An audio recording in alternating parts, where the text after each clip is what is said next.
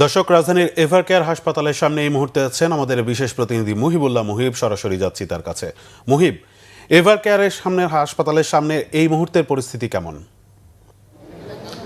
রায়হান, আপনি নিশ্চয়ই ইতিমধ্যে জেনেছেন তিনবারের সাবেক প্রধানমন্ত্রী বিএনপি চেয়ারপারসন বেগম খালেদা জিয়ার মৃত্যুতে শোকের ছায়া নেমে এসেছে পুরো বাংলাদেশে। শুধু বিএনপি দলের নেতাকর্মীরাই নন, সর্বস্তরের মানুষ শোকে মুহ্যমান তার এই মৃত্যুতে। ইতিমধ্যেই এভারকেয়ার হাসপাতাল লোকারণ্য হয়ে গেছে। তার মৃত্যুর খবরে ছুটে আসছেন দূর দূরান্ত থেকে সর্বস্তরের মানুষ।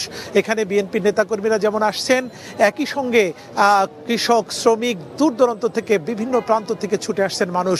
বেগম খালেদা জিয়ার মৃত্যুর খবরে পুরো বাংলাদেশ যেন স্থবির হয়ে গেছে।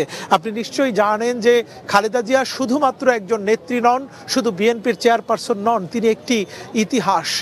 সেই তার দীর্ঘ রাজনৈতিক ইতিহাসে তিনি এমন কিছু রচনা করে গেছেন যেটি আসলে একটি মহাকাব্য তৈরি করেছে।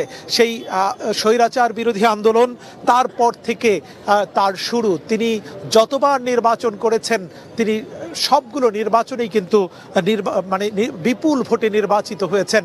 অর্থাৎ কোনো নির্বাচনেই তিনি তার হারের নজির নেই।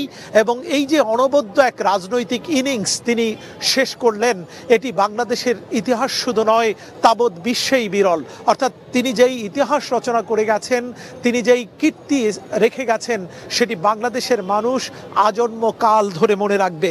তার এই মৃত্যুতে শুধু বাংলাদেশ নয়, তাবৎ দুনিয়ার বিশ্ব নেতারাও কিন্তু শোক প্রকাশ করেছেন। চীন থেকে শুরু করে ভারত, প্রত্যেকটি দেশের রাষ্ট্রপ্রধানরা কিন্তু শোক জানিয়েছেন। এবং বাংলাদেশের প্রতিটি রাজনৈতিক দলের শীর্ষ নেতারা যেমন শোক জানিয়েছেন অন্তর্বর্তী সরকারের প্রধান উপদেষ্টা ডক্টর মোহাম্মদ ইউনূস। ইতিমধ্যেই তার যে দাফন কাফনের যে সূচি, সেটি কিন্তু ঘোষণা করা হয়েছে। এবং তারেক রহমানের আজকে যে স্থায়ী কমিটির বৈঠকটি অনুষ্ঠিত হয়েছে, সেই বৈঠকেই কিন্তু সিদ্ধান্ত হয়েছে কখন তার জানাজার নামাজ অনুষ্ঠিত হবে। আগামীকাল বেলা 2 ঘটিকায় জাতীয় সংসদের দক্ষিণ প্লাজায় অর্থাৎ মানিক মিয়া এভিনিউতে অনুষ্ঠিত হবে তার জানাজার নামাজ। তারপরে বিশেষ করে জিয়া উদ্যানে অর্থাৎ জিয়াউর রহমানের মাজারে তার সহধর্মিণী অর্থাৎ বেগম খালেদা জিয়া চিরনিদ্রায় শায়িত হবেন। ইতিমধ্যেই নেতাকর্মীদের উদ্দেশ্যে বার্তা দেওয়া হয়েছে যাতে সুশৃঙ্খলভাবে এই জানাজায় অংশগ্রহণ করে। এবং এই শোক সন্তপ্ত এই সকল নেতাকর্মীরা যাতে কোনোভাবেই বিশৃঙ্খলা তৈরি না করে, সেজন্য কিন্তু দলের হাইকমান্ড থেকে বারবার নির্দেশনা দেওয়া হয়েছে। আপনাকে জানিয়ে রাখতে চাই যে বেগম খালেদা জিয়া অসুস্থ হয়ে দীর্ঘদিন ধরে এভারকেয়ার হাসপাতালে চিকিৎসাধীন রয়েছেন।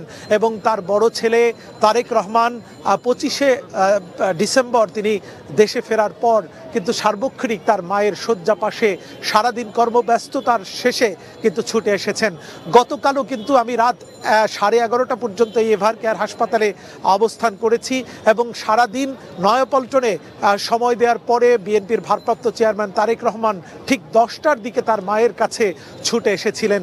যদিও তার মায়ের কাছে ছুটে আসার পরে তার বের হয়ে যাওয়ার কথা ছিল, কিন্তু তিনি কিন্তু আসলে তার মায়ের সার্বিক অবস্থা অবনতি দেখে তিনি কিন্তু সেখানে রয়ে গেছেন।